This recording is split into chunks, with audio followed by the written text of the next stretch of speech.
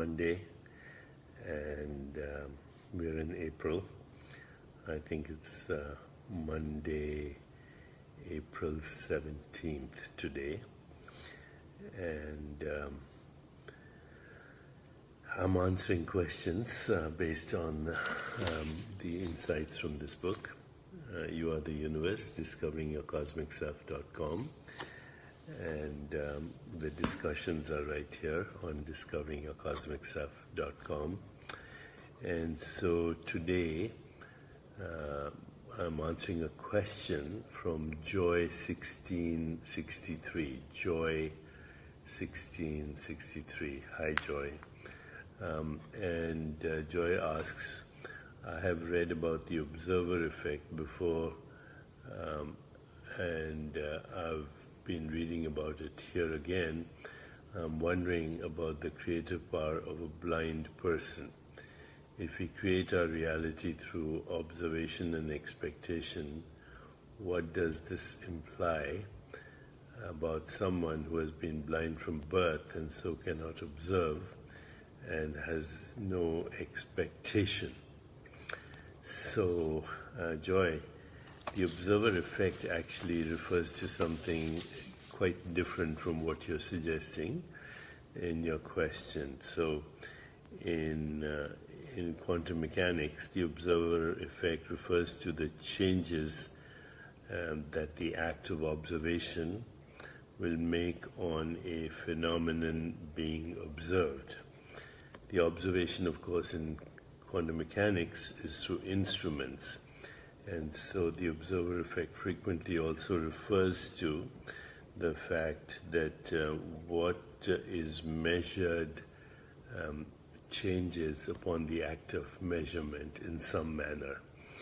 So actually in popular literature, frequently I've seen Max Planck being quoted: when you change the way you see things, that which you see changes. Cheryl Goldman, did you get your wallet? No, not yet. But I have already detached, so that's okay. So when you change the way you look at things, the things that you look at will change. So in answer to your question, Joy, looking here doesn't mean visual experience only. It can be any perception, any measurement, including through an instrument. Marilyn Bruno, found your wallet? No, I haven't found my wallet, but I've detached. Let me continue with this description. I don't want to be distracted. So when you change the way you look at things, what you look at will change. But looking is not here meant to be just referring to a visual observation. It can be any measurement, even through an instrument, and the measurement can be experienced in so many ways. The click of a Geiger counter, or a sound, or a tactile experience, and so on. So observer effect really is referring only to the act of measurement. And in quantum mechanics, people talk about something called the measurement problem. And this measurement problem refers to how or whether a wave function collapse occurs. So a wave function is basically a statistical probability, a mathematical entity.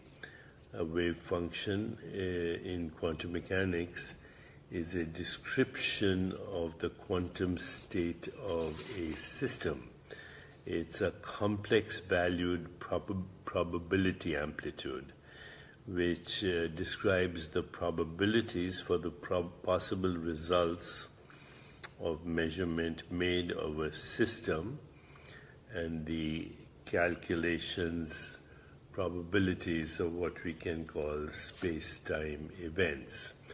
So, these are quantum mechanical terms that basically are very good for making calculations. But in my opinion, they have nothing to do with the creation of reality. So here is my answer. The only reality that exists is the presence of being. The only reality that exists is the presence of awareness. Presence, awareness, existence. And this reality is formless and has no location in space-time. When we talk about creating reality every day in everyday terms, we are talking about our experience as perception and as cognition. Ravi Samuels has ordered your new book. Can't wait to read it. Thank you, Ravi. Let me know after you read it what you think. So I'm going back now to this question. The real reality is you. And you is being. You is awareness. You is the presence in which all experience occurs.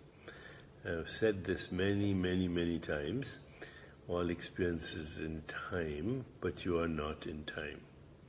So when people talk about creating reality, they're actually talking about creating an experience.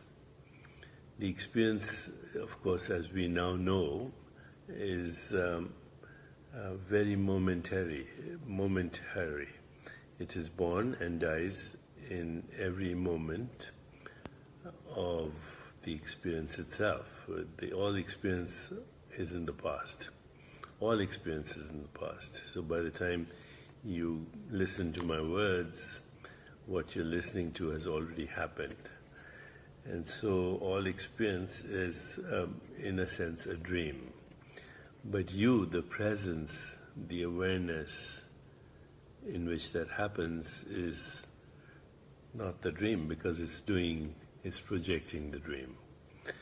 But again, when most people talk about creating reality, they're speaking of how to, in a sense, dream the dream they want to dream, to produce the dream, to direct the dream, to experience the dream, to be the hero of the dream, the protagonist, and the producer, the director, and every aspect of the dream is you.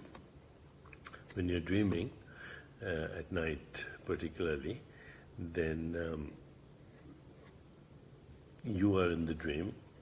There are other characters in the dream, and then there is the location of the dream.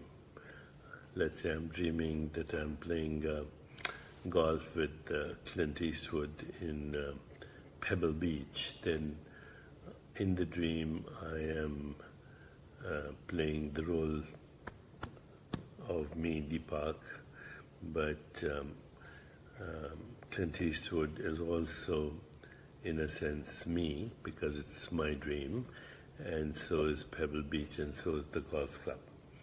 So in the deeper domain, all these characters, Clint Eastwood, the golf clubs, the beach, Pebble Beach, the golf course, me, and the spectators are all in the same awareness.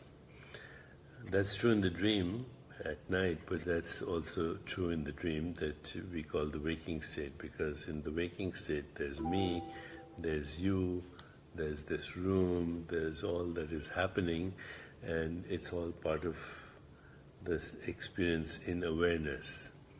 So the real I is the awareness that is dreaming Deepak Chopra, all of you, and this computer, and my notes, and the book, and my coffee cup, and the coffee.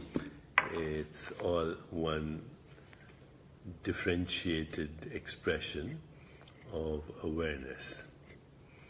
So I am not only all the characters in the dream, I am also the scenery in which the dream is happening. I is the ultimate seer, and in the deeper reality, the seer and the scenery are one. Now, how does this help? Well, it helps in dreaming the reality that you want to experience on a perceptual and cognitive level, but it is not reality. Reality is the awareness that dream is happening in. Kelly, Calvert, and 10 others shared your video. Thank you. I really appreciate this. The more we expand this conversation, the more we'll expand our awareness. So join us on discoveringyourcosmicself.com. Okay. Sorry for the interruption, but I had to address what I saw on the screen in my dream.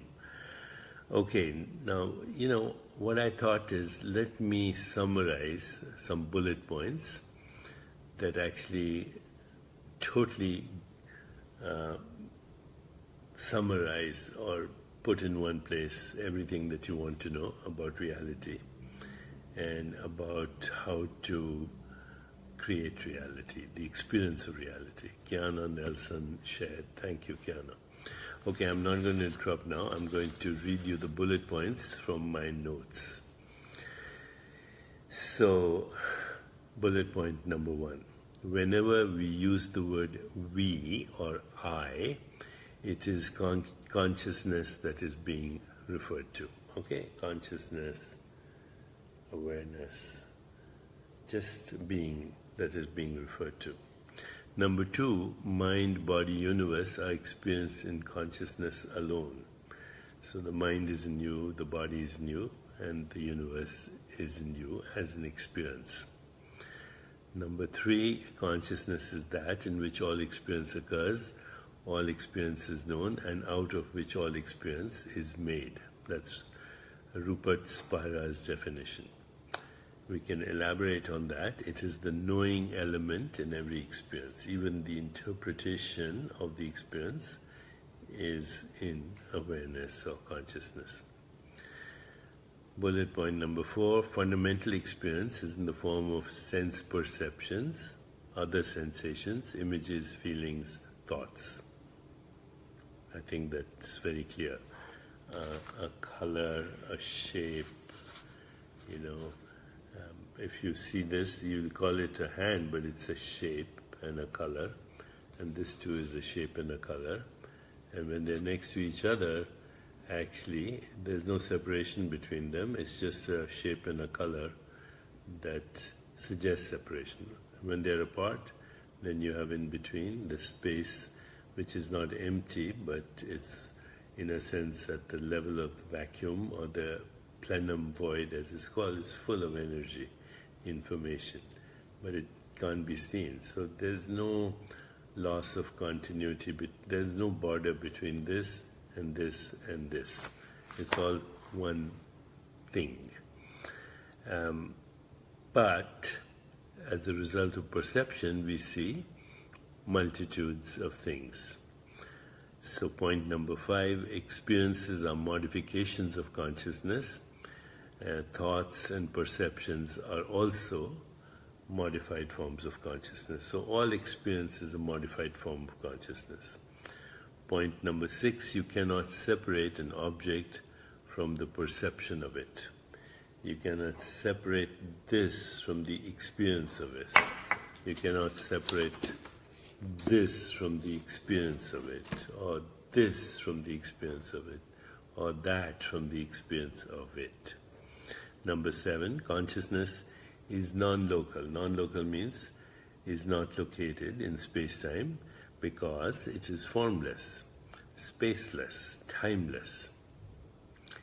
Point number 8, humans, you and I, are a species of consciousness that have created modes of experience, or models of experience, or constructs of basic experience, which are called qualia, qualities of experience, those very same sense perceptions, sensations, images, feelings, thoughts.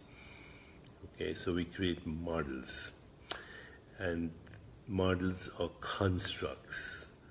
We take these qualia, mix them up, create a construct around it, and then we give them names like mind, body, universe. These are human constructs conceptualized in consciousness.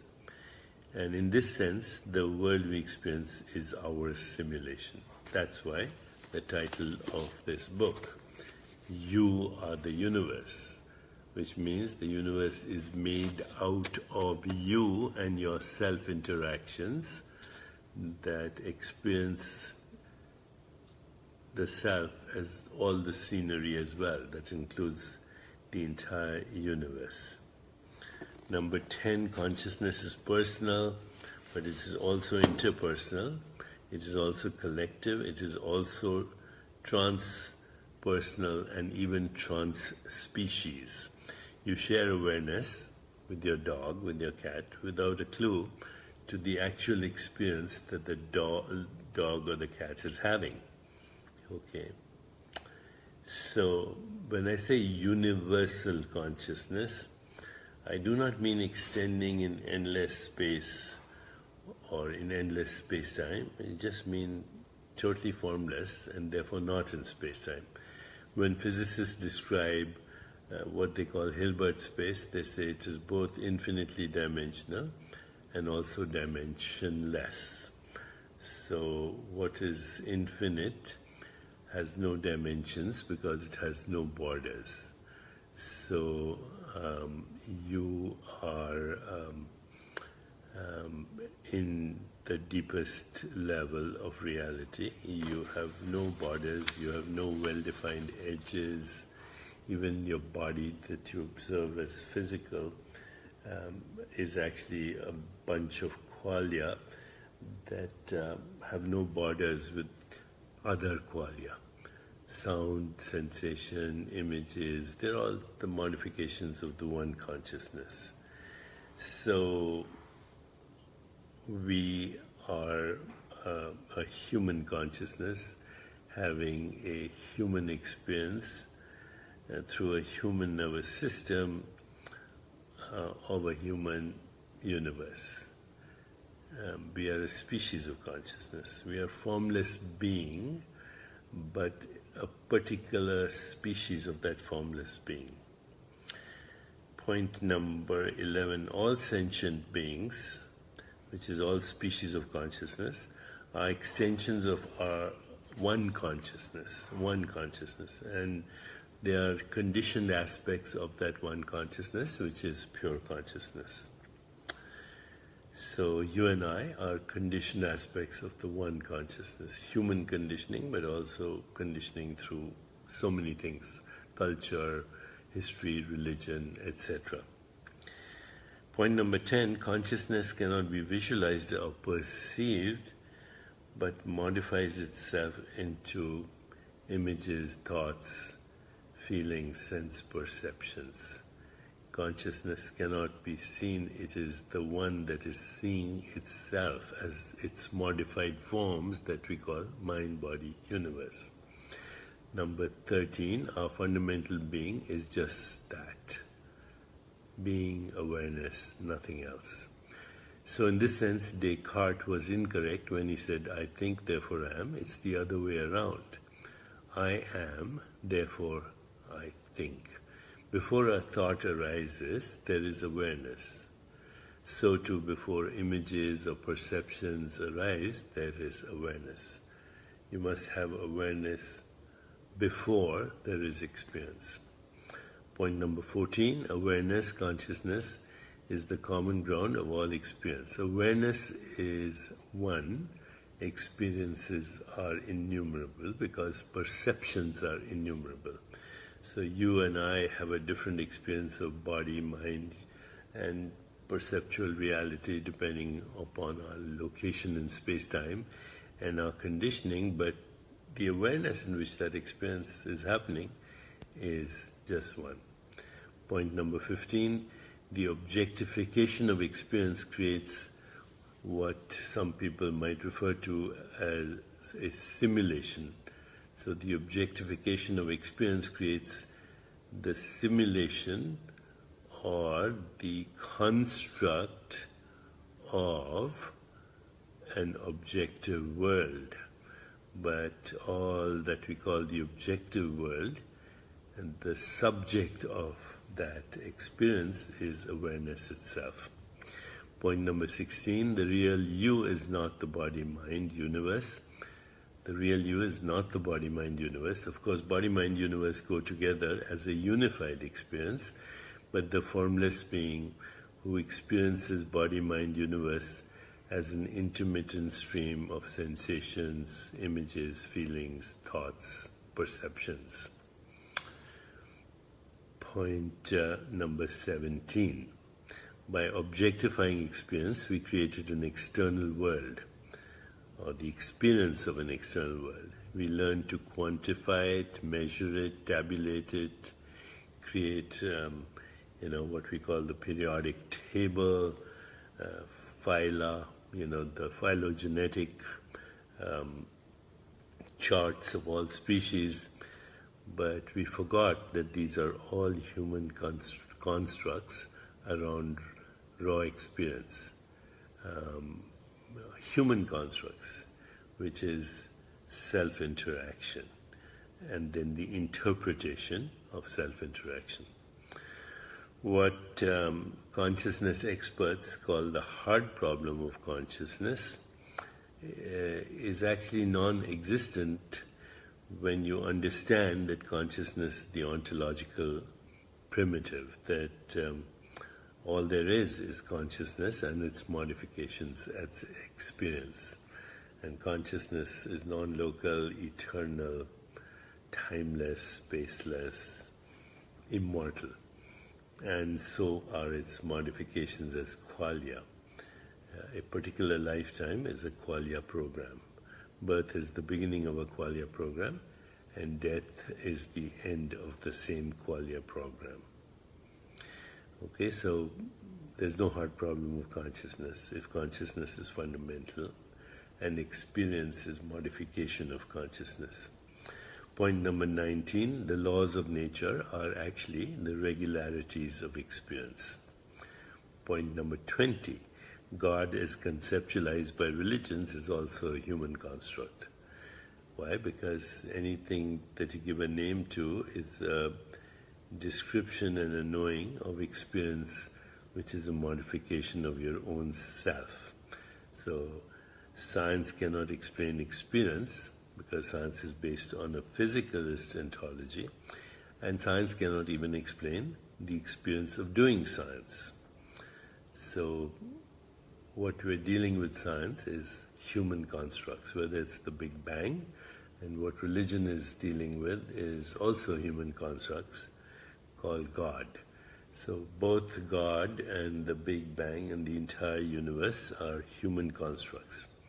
This is not to denigrate science. Science is the greatest adventure that consciousness has undertaken because it has produced technology, both divine and diabolical. But it is a great adventure. This is my point number 22. Point number 21 was science cannot explain experience. If it tries to explain experience through physical matter, including the brain. Point number 23, a science within consciousness would be holistic and create more humility for us, and would be a more responsible science because it would not exclude the observer and from that which is observed, because both the observer and observed are one. Point, that's number 23. Point number 24, the goal of existence is to actually know who we are. The awareness of existence, the presence of awareness, and this leads to my point number 25. This understanding and experience could lead to a more peaceful, just, sustainable, healthier and happier world. I know I've said a lot.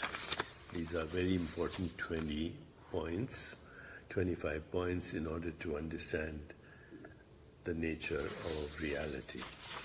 So, I've been engaging with a lot of physicists recently, and I found in my notes a very articulate expression from a physicist in my notes, as I said in my email, and this was in response to this kind of discussion,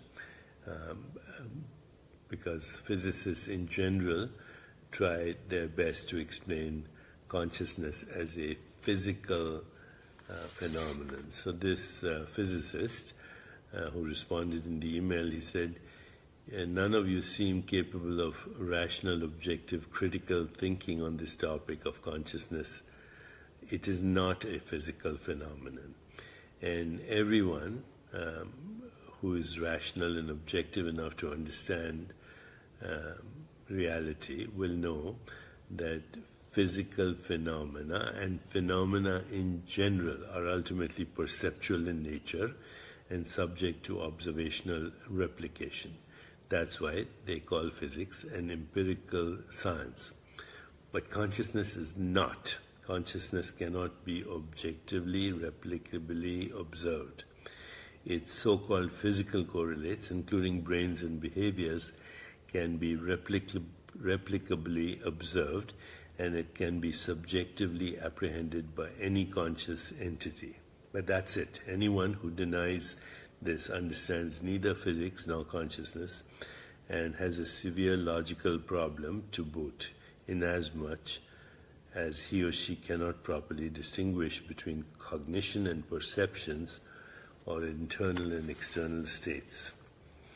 Okay, so I know this is technical, but here is my final message. If you can perceive it, if you can touch it, if you can taste it, if you can smell it, if you can think about it, if you can imagine it, it's a modification in some way of awareness into that experience. And the experience arises and subsides in an eternal now. But you that modifies itself as the experience of mind, body and universe are the eternal now itself, in which both the seer, the scenery and the process of seeing arise and subside in every moment. Eternal moment, a moment that never ends, which is called now. Which is called now. Reality is you. Everything else is a modified form of you. So once again, you are the universe. You are eternal and timeless. You are eternal and timeless. Bhagavad Gita. Water cannot wet it, wind cannot dry it, weapons cannot shatter it, fire cannot burn it. You were never born, and you are not subject to death. Take care, okay? We will talk more about this later.